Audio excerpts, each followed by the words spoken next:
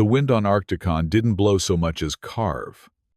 It came off the glass-blue ridges and razors, hissing through the shattered wrecks of skimmers and the frozen flags of smoke.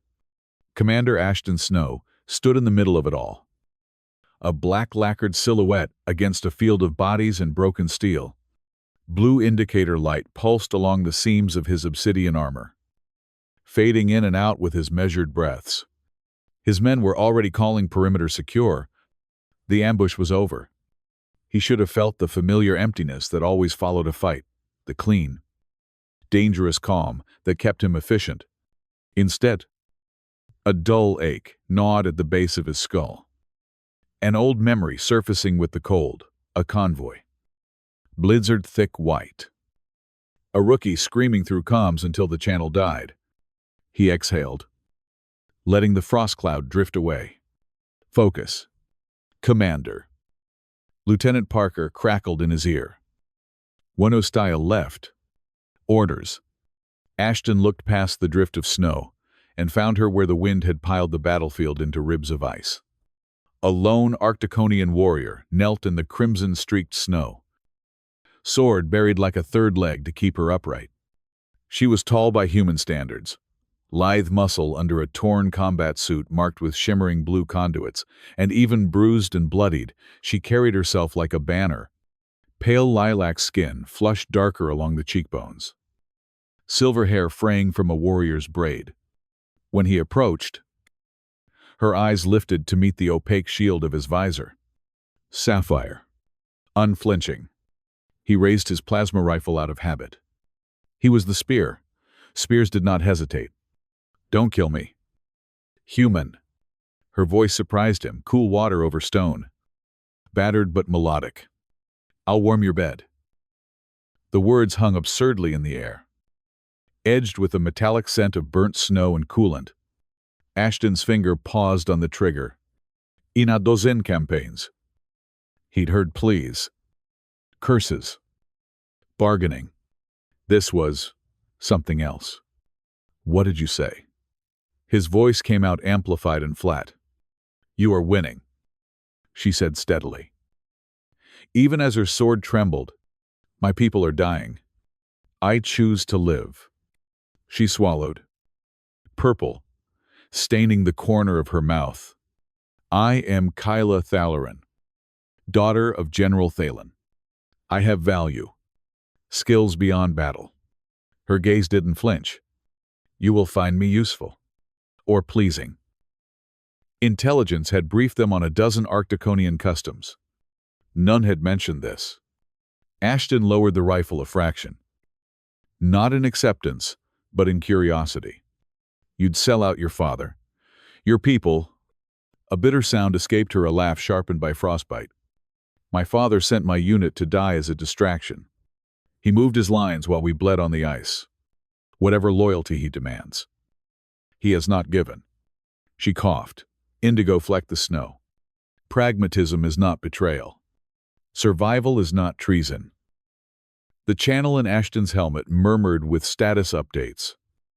But the world had narrowed to the measured blue pulse of his suit and the slow, defiant rise and fall of her shoulders. Protocol was simple: detain for interrogation or finish the job. But, in her eyes, intelligence, fury, and a glint of reckless honesty he recognized from faces in his own mirror on bad nights. Stand, he ordered.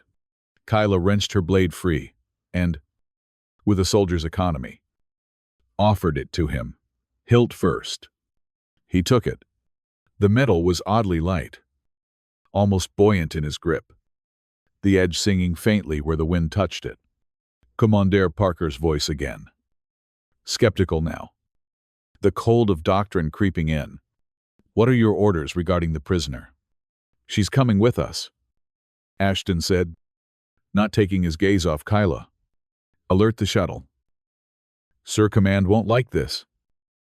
I'll deal with Command. Kyla's mouth curved the ghost of a smile. Not triumph. Gratitude. Maybe. Or the grim relief of a bridge not burned. She swayed, and would have fallen if not for the sword point digging into the snow. I am not accepting your specific offer, Ashton said, keeping it clinical. But I am accepting your surrender. You live until your information proves worthless. Clarity, she murmured, using the sword one last time as a cane before abandoning it to the wind. That, at least, we share. They reached the shuttle through a corridor of downed drones and drifting ice dust. Inside, the ramp sealed. The world turned from blizzard to the stale heat of recycled air. Kyla tensed visibly. A ripple through her shoulders, and the muscles of her neck. Your kind prefers the cold, Ashton observed, unsealing his helmet. Heat hit his face. He felt human again, a strange vulnerability after hours wearing a shell. For us, she said, searching for the Terran term. Warmth is intimate, private. To bear yourself to heat is to yield. We sleep in chill. We dream in frost. That reframed her earlier words with the uncomfortable click of a puzzle piece doing what it must. The offer to warm hadn't been a crude bribe. It had been a culturally loaded surrender ritual. His jaw tightened. The briefing materials had missed that or omitted it on purpose. Noted, he said. Sitting across from her, he kept his rifle beside him.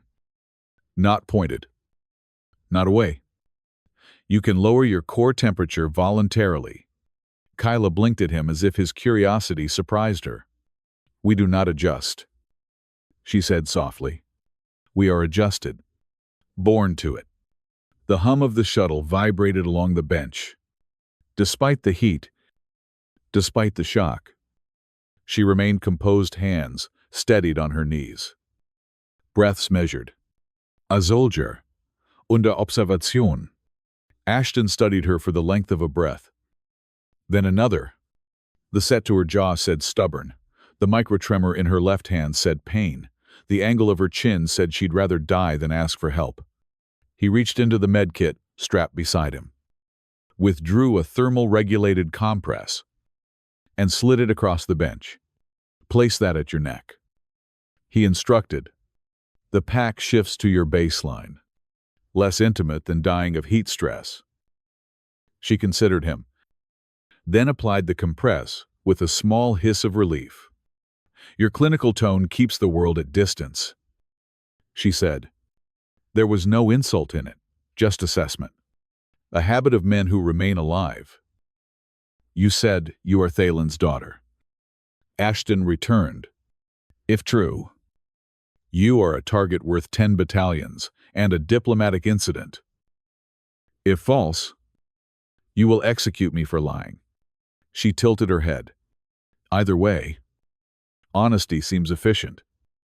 The shuttle hit a crosswind and rattled. For a heartbeat, no more. Ashton saw another storm. To another transport, bucking as a rookie's scream cut out. He forced the moment down into the cold place where he kept such things. The base swelled on the horizon. A sprawl of prefabricated structures behind a shimmering barrier that kept the blizzard at a grudging distance. Lights bled through, like a city trapped in amber. On the hangar deck, the heat was heavier. The air thick with coolant and welding sparks. Human eyes turned. The novelty of a live Arcticonian pulling attention like gravity. Ashton stepped off the ramp first. His squad fell into a wedge around Kyla as she was escorted toward medical. Someone whispered, "Snow bagged a royal." Someone else grunted, "Dead woman walking." The med bay smelled of antiseptic and melted ice. Dr. Havel, all angular face and efficient hands, met them at the door. Eyes already mapping Kyla's injuries. Scan for injuries and implants. Ashton said, "Treat wounds." Then Section C. Secure quarters. Not a cell. Havel flicked a surprised look up at him. "Commander. She's high-value intel. Not a trophy." He didn't add. "And not another ghost on my ledger." They stripped away the shredded combat suit. Havel's practiced gaze lingered out of sheer curiosity on the slight differences. Joint articulation. The pattern of capillaries beneath lilac skin. The subtle bioluminescent striation along her ribs that pulsed when she took a deeper breath. Fascinating. Havel murmured. And Kyla shot him the same look she'd given the blizzard endure. Then, move. Ashton left her in medicine. Because he had to. Because command would be waiting. He expected a reprimand. Maybe a quiet order to dispose of the problem. What he didn't expect, when he returned hours later to Section C, was the way she'd arranged her small room. The cot pulled away from the heat vent. The viewport unshaded despite the storm, her face turned toward the snow, as if it were the only honest thing she could see. "Your information on the Eastern Defense Grid checked out," he said, standing just inside the door. He had removed his armor. Out of the black shell, his height and breadth felt like declarations he didn't mean to make. "That buys you goodwill, not trust." "What buys trust?" she asked, still watching the storm. "In your culture." "Proof. Time. Consistency," he said. "Not bed warming." Kyla's mouth curved again. And if there was humor in it this time, it was dry enough to survive the air. "On Arcticon. Warmth is treaty," she answered. "You shake hands. We share heat. We'll start with information." He kept his tone even. "An anchor in surf. Your father's new headquarters." She turned then. And for the first time he saw something like fatigue push through the steel. "The southern ranges," she said. "But that is not the threat that matters." A flicker barely there crossed her features, as if some private sense tasted something in the air beyond the room. "There's a clan among us who prefer ice knives to speeches. They whisper in both camps." "We'll verify," Ashton said. "If you're lying." "Efficiency," she echoed, straightening. "I understand." Outside. The storm dragged its nails down the barrier. Inside. Two soldiers measured one another across a room that smelled faintly of ozone and cold steel. Duty was simple. People were not. Ashton logged the complication for later. The war would not wait. "Rest," he said. "Moving to leave. You'll be debriefed at 0600. Commander Snow." He paused with his hand on the door. Kyla's eyes were on him. Clear as ice, and twice as dangerous. "You spared me." That choice changes more than one life. He didn't answer. He didn't have an answer that wasn't a confession or a lie. He stepped into the corridor.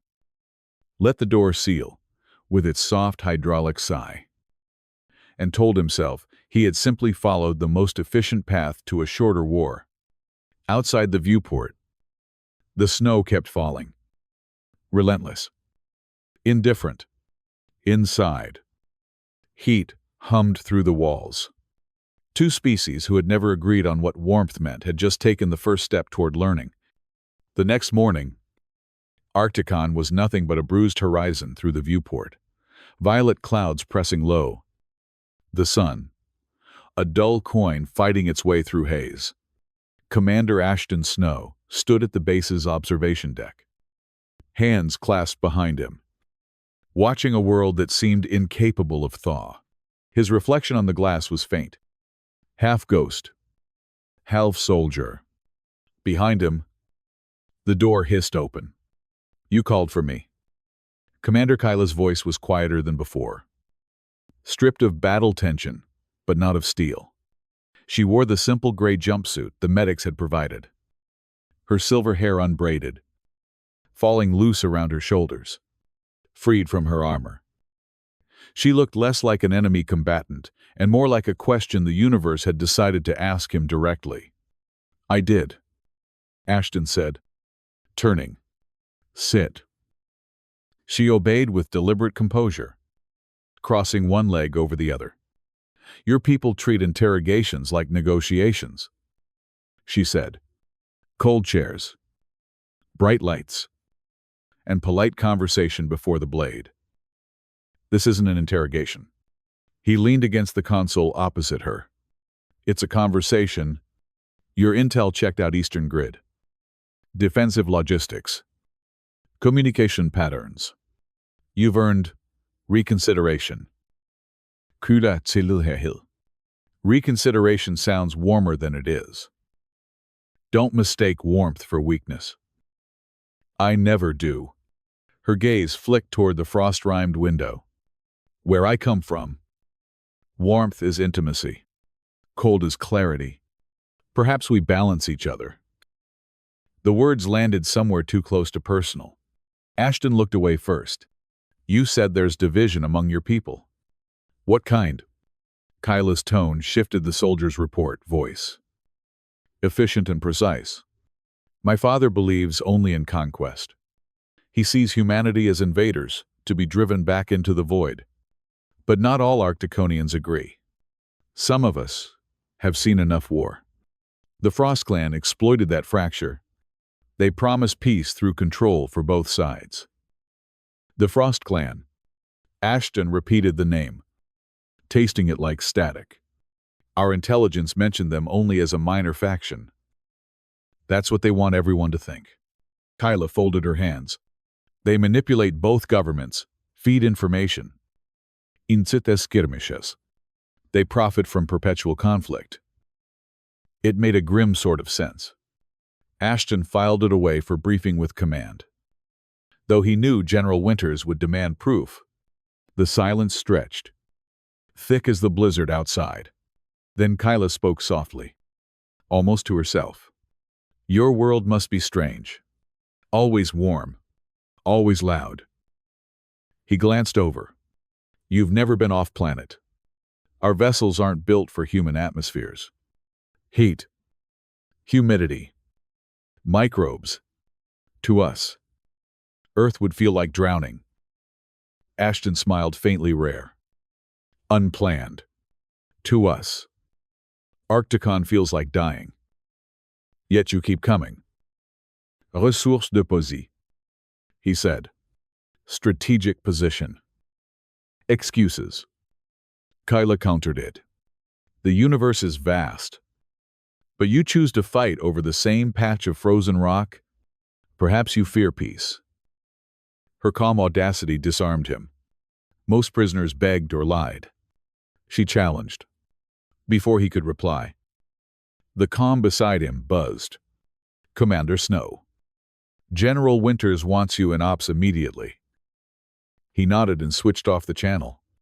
Duty calls, he said, moving toward the door. Kyla's voice stopped him. Tell your general that peace is not weakness either. Sometimes it's survival. He didn't respond, but her words followed him down the hall like a whisper that refused to fade.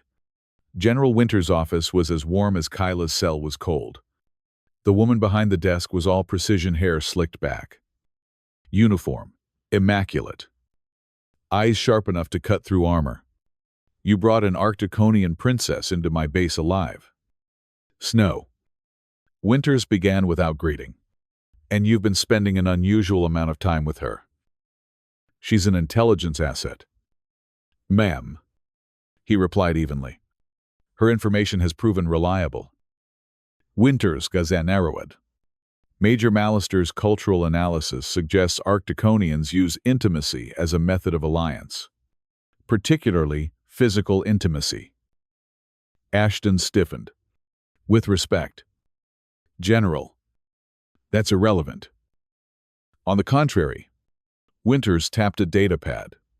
Command believes you can use her belief system to our advantage. Gain her trust. Let her think her offer is under consideration. He stared at her. Incredulous. You're ordering me to exploit her. I'm ordering you to win this war. Winter's tone carried no malice, only weariness. We've lost too many soldiers to honor. Use what you have. Understood, he said through clenched teeth. When he left her office, the sterile corridors felt colder than any Arcticon storm. Later, he found himself outside Kyla's quarters again. The door slid open at his approach. revealing her standing barefoot before the viewport, the stormlight painting her skin in pale violet hues. "You returned," she said. "Curiosity. Or duty? Maybe both." He stepped inside. She smiled faintly. "You human hide your emotions behind questions. We name them. It's simpler." Simple doesn't mean safe. Neither does war. Her reply drew a dry laugh from him before he could stop it. "You're difficult." "I was trained to be." Kyla moved closer, studying him the way a scientist might study an unpredictable experiment. "Tell me, Commander, why did you really spare me?" He met her chaza.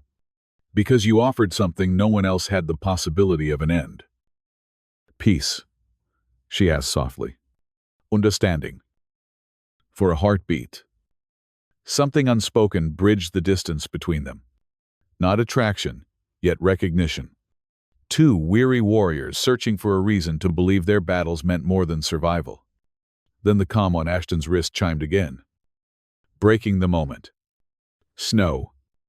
Winter's voice barked. "Report to strategy." "Now." "Kula till hehil." "Your war calls again." "It always does." He hesitated. "You should know. Command will question you soon. They won't be gentle. I've endured worse." Her tone was even, but he caught the flicker of unease in her eyes. He nodded once and turned to go. As the door hissed closed behind him, Kyla pressed her palm to the glass, watching the storm beyond. "You humans think we're cold," she whispered, "but you burn yourselves to stay alive." Hours later, the hum of the bass dimmed to night cycle silence. Ashton sat alone in his quarters, helmet off, staring at the faint scar running down the length of his plasma rifle. Winter's order echoed in his mind. "Use her." He imagined Kyla's voice, calm and unflinching. "You fear peace." He exhaled, long and tired, somewhere between duty and empathy. A dangerous line was forming, and he wasn't sure which side he stood on anymore. He didn't notice the blinking message icon on his console until the chime repeated twice.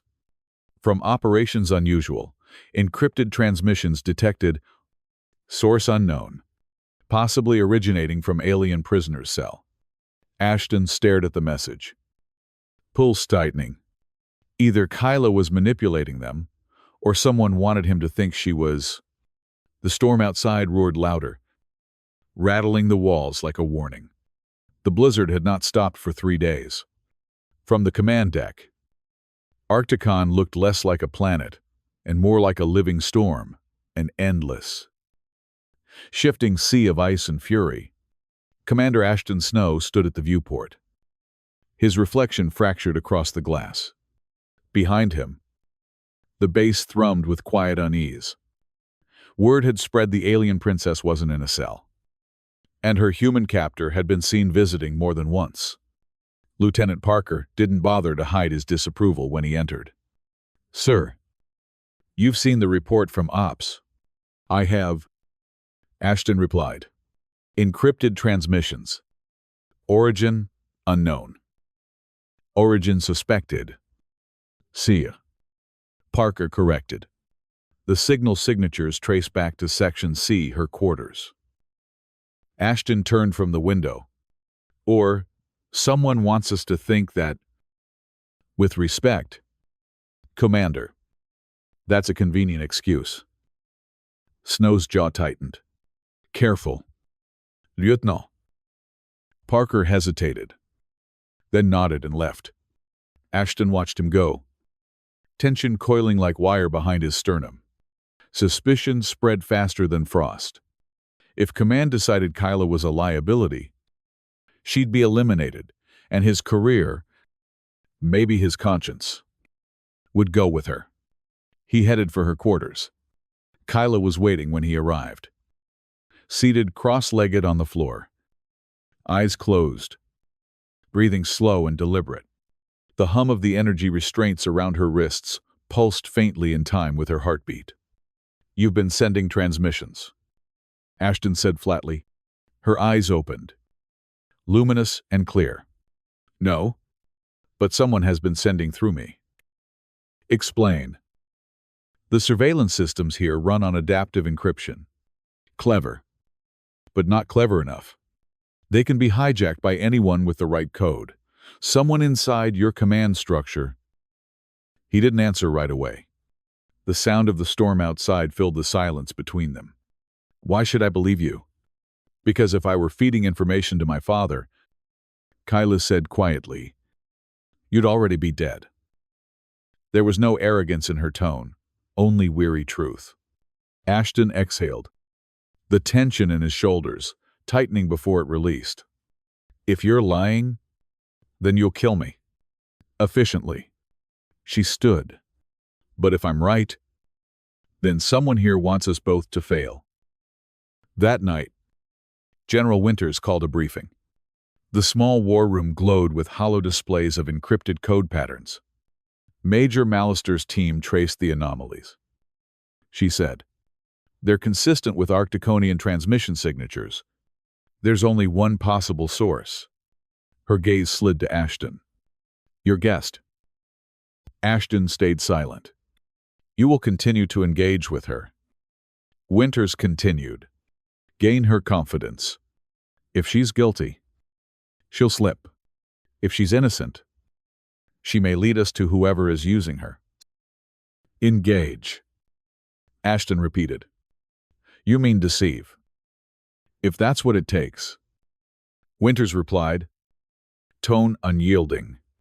"This war doesn't reward morality." "Commander." Kyla's room was dim when Ashton entered again later.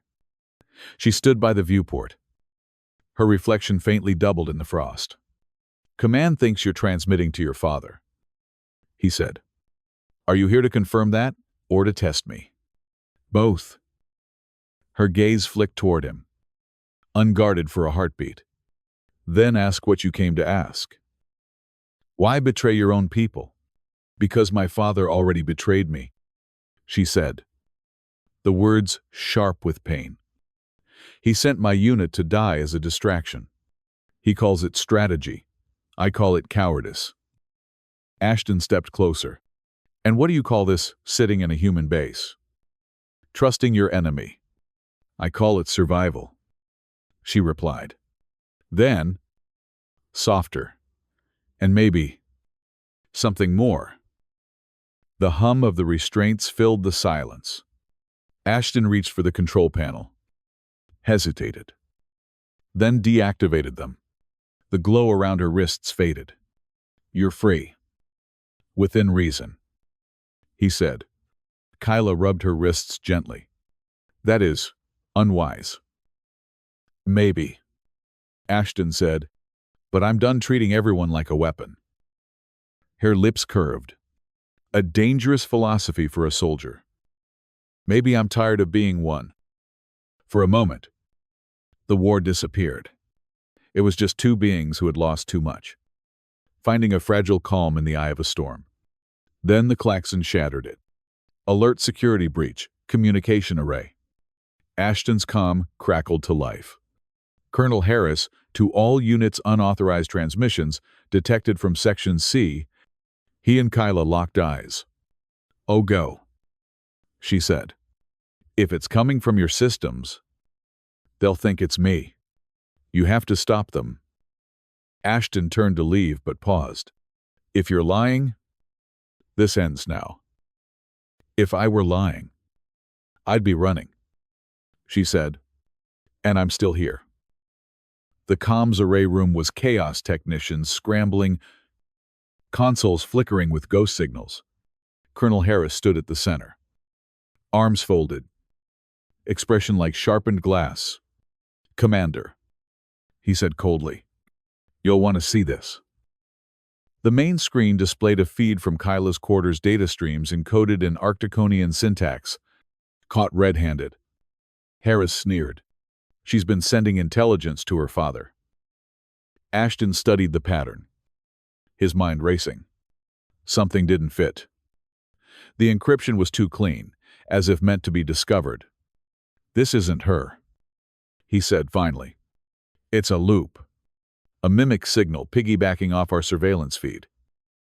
Harris gave him a thin smile. "That's quite the defense, Commander. Almost like you're invested." "Check the logs." Ashton snapped. "The source isn't internal. It's rerouted from the Frost Cluster Relay Network. She's being framed." Harris' expression didn't change, but his eyes hardened. "Even if that's true, the optics are unacceptable. She's a liability. And so are you." Ashton realized then that this wasn't about Kyla's guilt. Harris wanted them both removed. Later that night, Ashton found himself standing outside her quarters again. He entered without announcing himself. Kyla looked up from the small table, where she'd been sketching Arcticonian symbols into the frost on her glass. "You're back," she said quietly. "Did they believe you?" "No," he said. "They think I'm compromised." "Are you?" "He hesitated." "Not yet." "He expression soften." "You don't trust easily." "Neither do you." "Then we are alike in that too." She stepped closer. The faint scent of cold air and metallic ozone surrounding her. "In my culture, trust is built through closeness, through heat." He almost laughed. "Weary and bitter. Command would call that fraternization." "Your command believes in control. Mine believed in sacrifice. Neither understands survival." The distance between them shrank until the difference in their temperatures became tangible, his warmth radiating, her coolness absorbing. "This is a mistake," he murmured. Then, "Why aren't you stopping it?" she whispered back. When their lips met, it wasn't softness, it was surrender, defiance, and a silent acknowledgement that something irreversible had begun. Hours later, Ashton lay awake beside her. The base quiet, except for the low hum of the storm pressing against the walls. For the first time in months, he felt something other than duty or guilt. Kyla stirred, her voice soft. "When warmth meets cold, both change." He brushed a hand through her hair. "You think this changes anything?" "It already has." But outside their fragile peace, the gears of command kept turning. In a darkened control room, Colonel Harris watched surveillance footage on a flickering monitor, two figures entwined, a human and an Arcticonian. He smiled coldly. "Got you." The next morning dawned gray, the kind of cold that seeped through armor and bone alike. Snow fell in lazy spirals, beyond the energy barrier. The world quiet, except for the low hum of power conduits running beneath the base. Commander Ashton Snow sat in a detention cell, wrists bound by glowing cuffs. A split at the corner of his mouth from a guard's, not so subtle reminder that he was now a prisoner. He'd been here before in rooms like this, under the sterile light of suspicion, but never for something that mattered. Across the base, in a different cell, Kyla sat chained to a chair. The restraints hummed against her pale wrists. But she ignored them. Her gaze stayed fixed on the mirrored wall, the faint outline of watchers beyond it.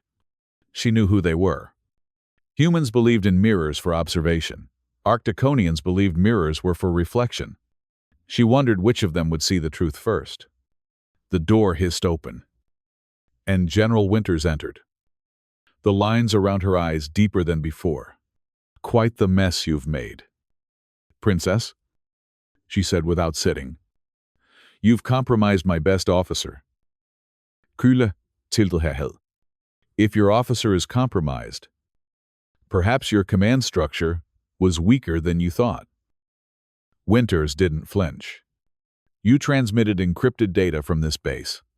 We traced the signal to your quarters." "I received it," Kyla replied calmly. "Someone used your surveillance systems to send messages through me." "Convenient." Winter said. It's true. Kyla pressed. Check Colonel Harris's communication logs. You'll find them rerouting through the Frost Clan's network. That name gave Winter's pause a tiny flicker of recognition. The Frost Clan. You're saying my own colonel is working with them. I'm saying your colonel is working for them. Kyla said. This war benefits someone. General. And it isn't either of our peoples. Winters studied her for a long moment, then stood and tapped her datapad. The surveillance lights in the room blinked off. You have 3 minutes before the recorders reboot, she said quietly. Talk? Kyla leaned forward. Voice urgent. The Frost Clan found something beneath the ice, an energy source. They're manipulating both sides to keep the world distracted while they harvest it. Colonel Harris knows. He's feeding your command. False intelligence. Winter's expression hardened. And you can prove this. Not yet. Kula admit it. But I know where to find the evidence. Southern Outpost. Deep Sector Nine. That's where they're extracting the energy. The surveillance lights flickered back on. Winters turned for the door. Her voice, returning to its usual clipped authority, return her to high-security detention. No visitors. As the guards dragged Kyla away, their eyes met for a heartbeat, something unspoken passing between them. Consideration. 2 corridors away. Ashton sat across from Colonel Harris. The colonel's uniform was immaculate. His smirk, more cutting than any blade. You're a decorated officer. Snow. Harris said. 12 campaigns. Impeccable record. And now, all undone by an alien. I was following protocol. Ashton said evenly. Protocol doesn't include betting the enemy. Ashton's jaw tightened. You have no idea what you're talking about. Oh. I do. Harris slid a datapad across the table. Surveillance footage, him and Kyla. Their intimacy turned into evidence. Command will see this and know exactly what you become. Ashton didn't move. You set us up. Harris leaned in.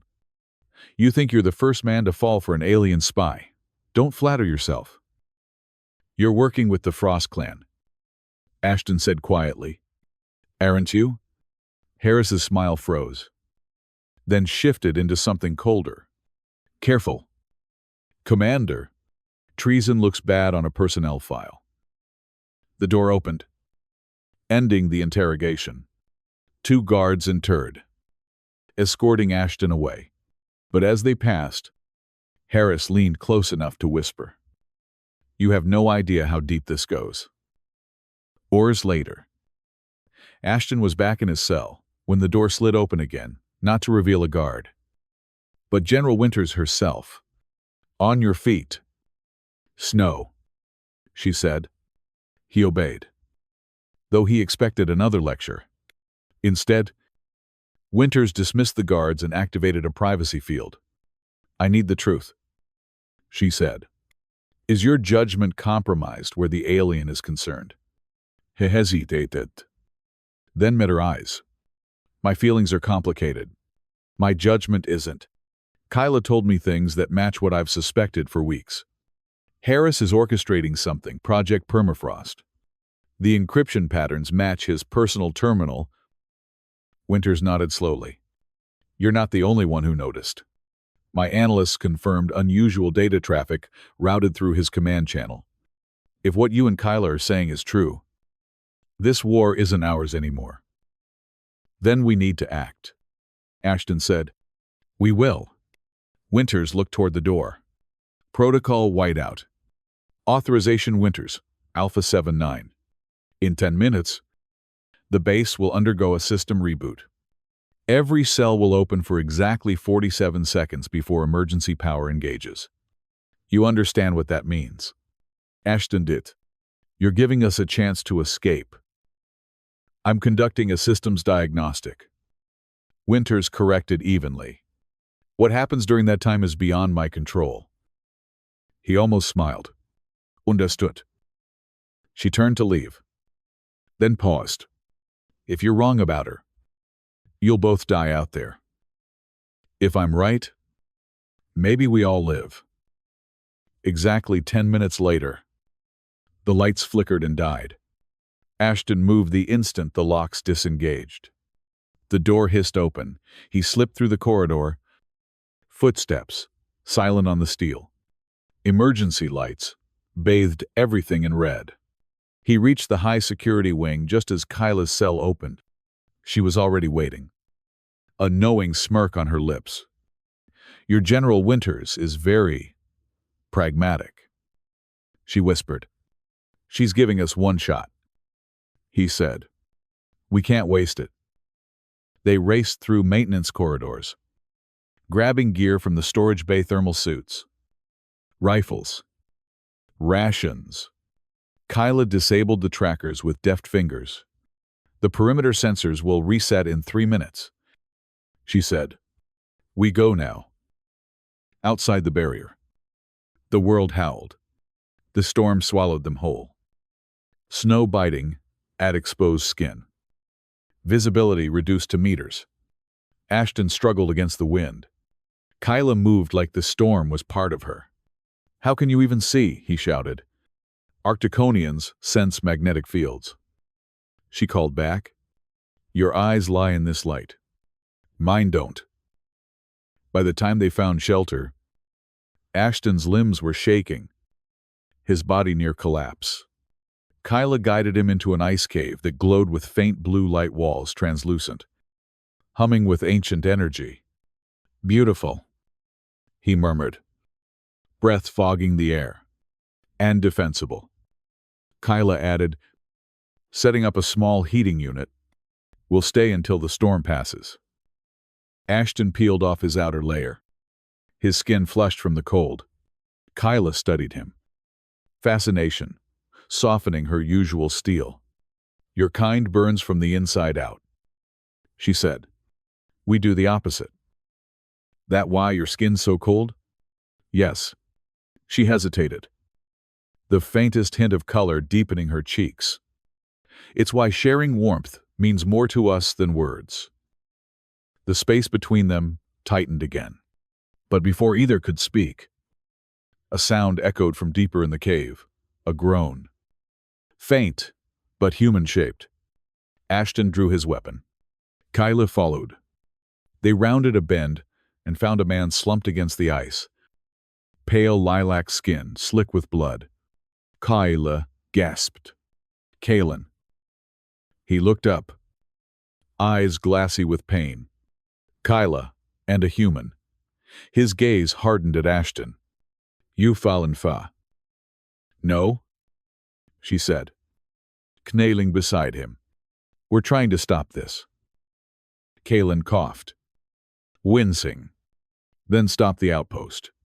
The humans there, they're working with the Frost clan. Ashton's good twisted. Harris, he said. Kalen nodded weakly. He's feeding them energy data. The weapon is almost complete. Kyla squeezed his hand. Rest. We'll finish what you started. Kalen looked at her, then at Ashton, and gave a faint, disbelieving smile. Strange allies. Ashton met his gaze. Maybe the only kind that ever change anything. They stayed until Kalen slept, his breathing steadier. Outside, the storm began to quiet, the wind's scream fading into whispers. Kayla stood, eyes fixed on the frozen horizon beyond the cave's mouth. We go to the outpost tomorrow, she said. You'll be my prisoner, my proof of loyalty. And who will you be? Thalen's daughter, she replied, voice steady, returning to her people with a gift. Ashton nodded. Then let's make it convincing. For a moment, neither spoke. The cold pressed closer, and between them, something warmer kindled. In the faint glow of the ice, her hand brushed his. Neither pulled away. The storm had broken by dawn. Arcticon lay hushed beneath a new crust of snow, its endless white plains gleaming under a pale, washed-out sun. Commander Ashton Snow stood at the mouth of the ice cave, watching Kyla adjust the fit of her dark armor.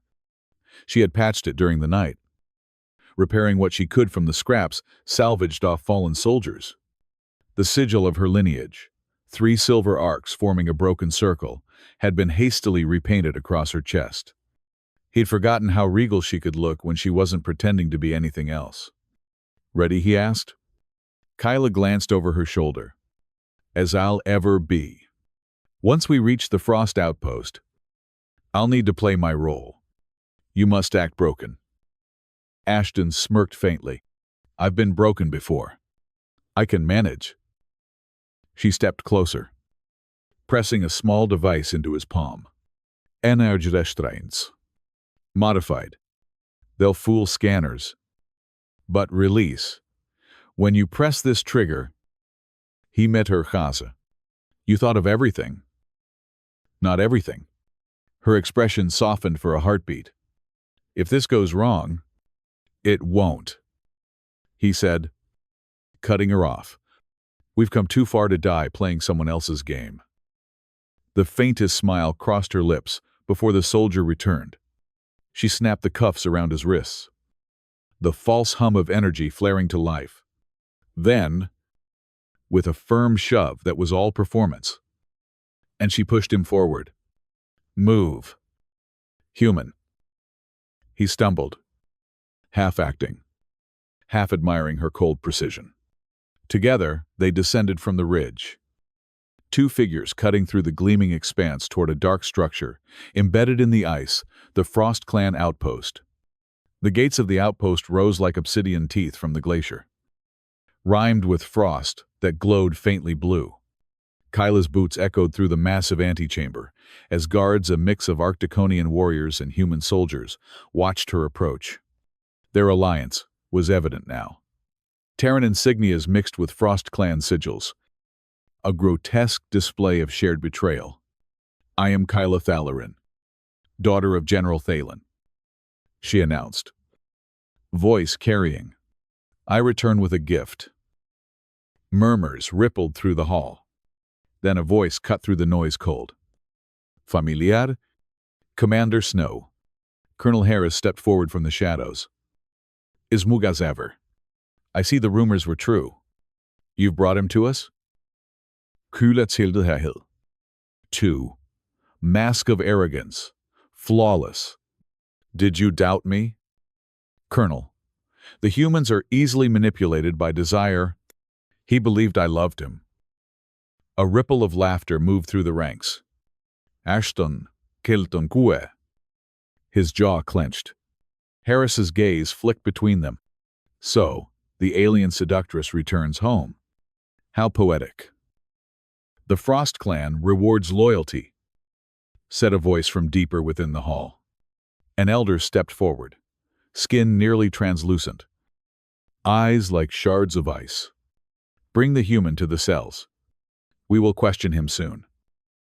Kyla bowed low. "As you command." Ashton felt the guards seize him. As they dragged him away, Kyla risked the briefest glance toward him. A flickered trust. Fear. Something deeper passed between them. Phase 1 complete. The cells were built directly into the ice, humming with alien energy.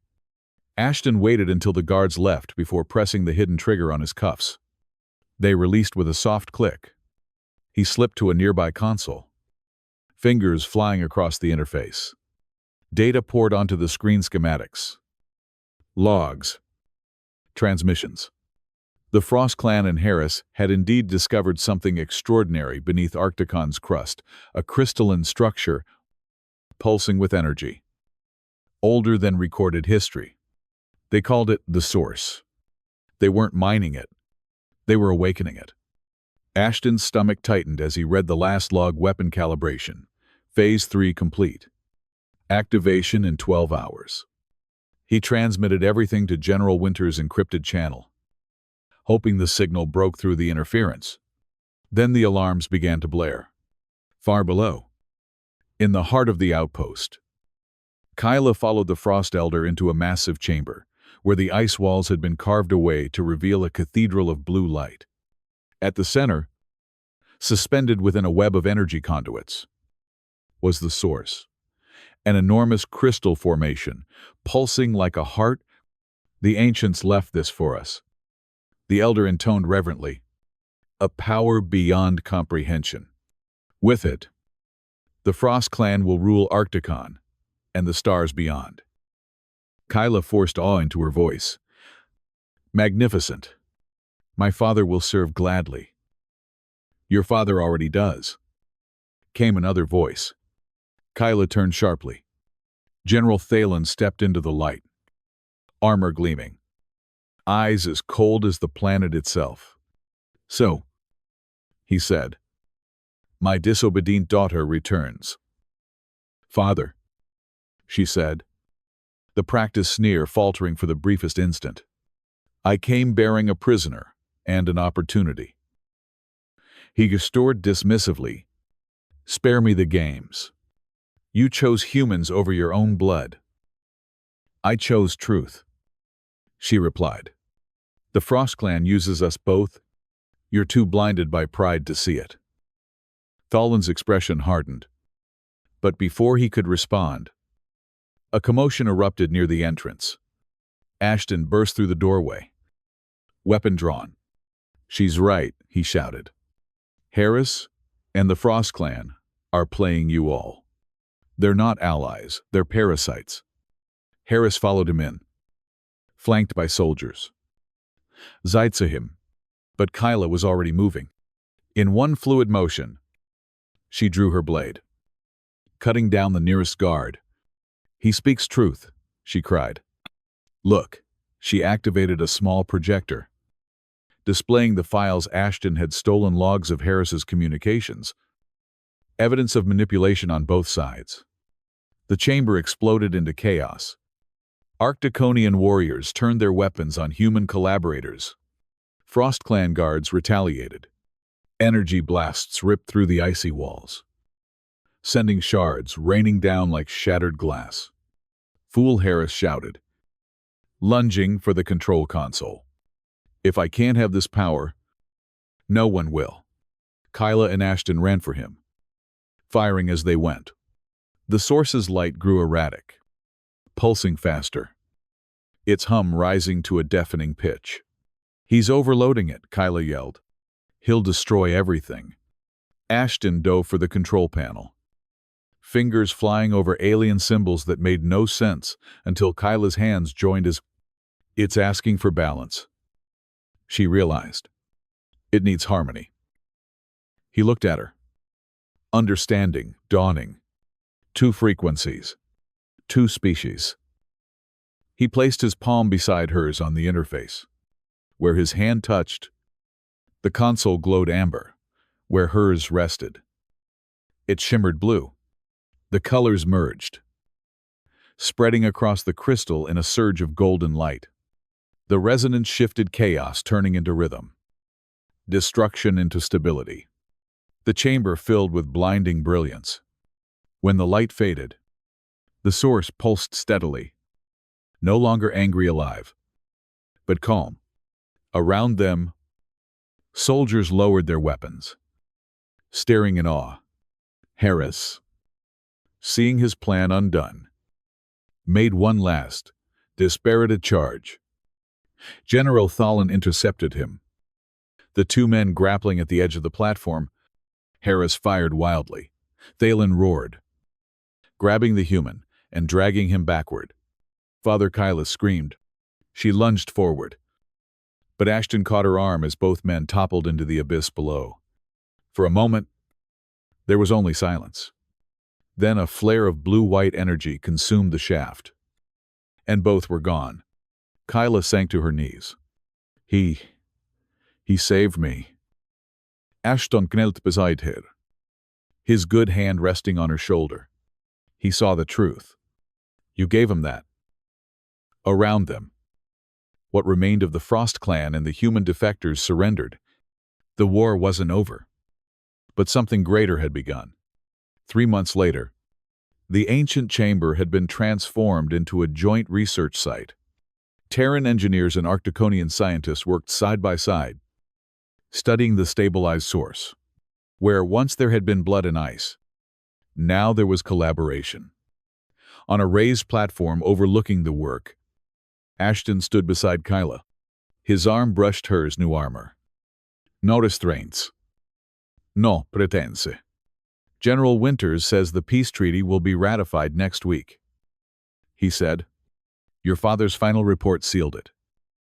Kyla nodded, her silver hair catching the soft light of the source. He understood. At the end, that survival is not dominance, it's coexistence. Ashton smiled faintly. "You sound like a diplomat now." "I learned from the best," she said, eyes glinting. "A human who thought he was incapable of peace." He chuckled. "And a warrior who thought warmth was weakness." Kyla turned to him, her voice dropping to a whisper. "Do you remember our first meeting?" "How could I forget?" he said. "You offered to warm my bed." Her lips curved. Teasing. "I keep my promises." He leaned in, his forehead touching hers. "For the rest of our days," he murmured. Below them, the source pulsed with perfect harmony, neither human nor Arcticonian, but something born of both.